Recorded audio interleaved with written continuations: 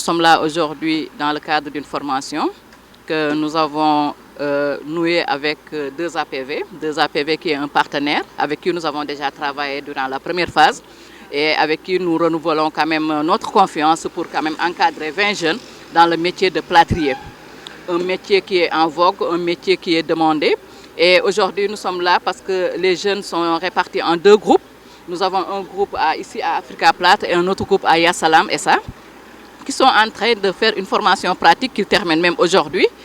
formation pratique dans le métier de plâtrier. Ce qui est intéressant dans cette formation est que dès le 3e jour, en tout cas après une première semaine de formation théorique, dès le 3e jour, les jeunes ont été placés en chantier et actuellement, ce sont carrément des professionnels métiers qui sont en train d'exercer le métier. On est à la fin de la formation technique.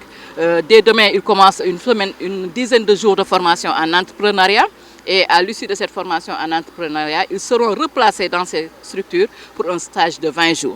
Et à la fin de ces 20 jours, il y en a 6 qui seront sélectionnés pour former un start-up, donc un petit atelier, qui vont certainement gagner des marchés avec Yasalam et Africa. Et les autres vont rester à Yasalam et à Africa pour un stage pré-embauche de 6 mois. Donc nous espérons qu'à l'issue de ce stage-là,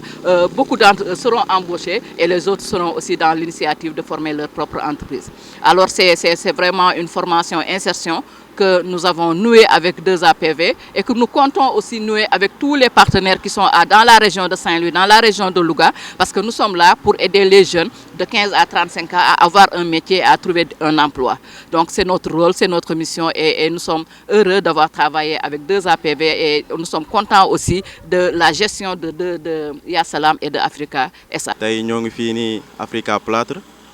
ci formation boo xamante ni ñoo ngi ko entamé ñun ak 2APV di suñu partenaire yoo xamante ni ñoo ngi liggéey ak ñoom yàgg na ñu renouveler liggéey googu noonu ci benn formation boo xamante ni ñu ngi koy defal teel ak ay jeunes yoo xamante ni dañuy yëngu ci wàllu plâtrier métier boo xamante ni fii ci Ndar nekk na métier boo xamante ni am na solo am na benn doywaay boo xamante ni nit ñi bëgg nañ ko ci seen ay kër ci wàllum faux plafond et tout. ñoo nekk fii nii en présentement des jeunes yi nga xam ne dañuy nekk fii nii collaborer ak GFA pour liggéey ak ñoom pour ñu former leen ay jeunes yi nga xam ne vraiment soxla nañ ko en plus te jamono jii nii nekk na jamono yoo xam ne métier dafa daal di tumuranke en plus dañuy nekk fii nii ak jeunes yoo xam ne nii en fait bëgg nañ liggéey bi te xamuñu fu ñu koy jaarale moo nekk di leen aider vraiment di leen toppatoo ñu ñëw di leen surveiller pour ñu leen di former ay jeunes te ñu ngi koy rafetlu te déjà loolu lu rafet la ndax jàngal nit xam-xam nekkul lu yomb surtout jamono jii nii en plus nekk nañ ay jeunes yoo xam ne ñu ngi góorgóorlu di liggéey ba pare am nañ ful la bëgg nañ li ñuy def vraiment ñu leen dimbali suñu leen dimbalee dinañ nekk ñoo xam ne ni dinañ apporter dara ci société bi ak ñoom. nga bokk ci gars yi am chance waa 2APV defal leen formation bi muy association d'aide aux personnes vulnérables vraiment di kontaan ci geste bi ñu def ndax geste bu noble la fekk ay jeunes yoo xamante ne defuñu dara nga jàpp leen former leen ba pare ci formation boo xamante ne dafa raar te jàpp nañ tamit dina am dina am suivi ndax gis nañu li xew ci chantier yi xam nañ même ñi ñu former sax ñoom chantier yi ñoo leen ëpp doole vraiment loolu dañ koy rafetlu bu baax a baax di ko kontaane di leen jaajëfal ba fu mu mënti yam te di sant bu baax aussi waa GFA ñi leen accompagner parce que lii yombul ñi nga xam ne dañu booloo uniquement pour jàppale ay jeunes ba pare ñoom ñu ñël leen accompagner leen ñooñu lu ñu bëgg fii nii fekkee suñu autorités yi dañ leen ko war yombalal jàppale leen ba ñu gën a am liñ parce que ñoom seen bëgg-bëgg mooy développement jeunes yi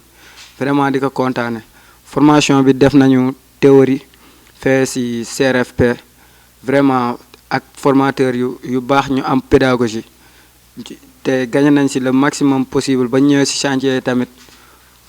compliqué wul parce que li ñu jàngoon ci théorie bi rek la ñu ñëw fii ak toute explication rek ñuy améliorer boo gisee léegi chantier yi am na boo yoo xamante ne ñu ngi dem nañ sax ba commencer pause kon ñu ngi am amélioration bu baax a baax vraiment ñu ngi ciy kontaan bu baax a baax. formation bi ñi accentué wu ci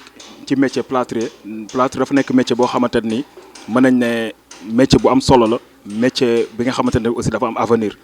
ñu gis ne tamit jeune pour nga mën ko dimbale formation la mën a nekk pour former ko mais tamit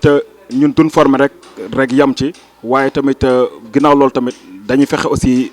nu leen insérer ñu accompagner leen raison pour laquelle bu formation bi passé aussi am na beneen programme bi nga xamante ni tamit tey mooy dañuy assurer suivi bi day créer lu ñu naan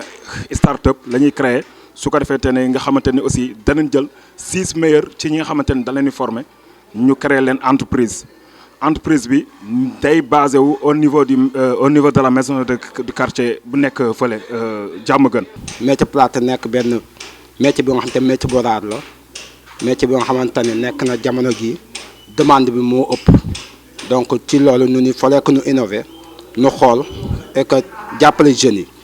ci jàppale jeunes yooyu nag dañ leen di former formation bi dafa nekk ci ay phase donc jot nañ def lu ñuy wax formation théorie ñu defee que centre CRFP mooy centre régional formation professionnelle bi ñu defee 5 jours yooyu après ñu def li nga xamante ni moom mooy pratique bi phase pratique bi ci la nekk ni phase pratique bi ñu leen di yóbbu ci ay entreprise donc ñu yóbbu leen ci ñaari entreprise benn entreprise bi moom mooy entreprise Ya Salam Plâtre beneen entreprise bi moom mooy Africa Plâtre donc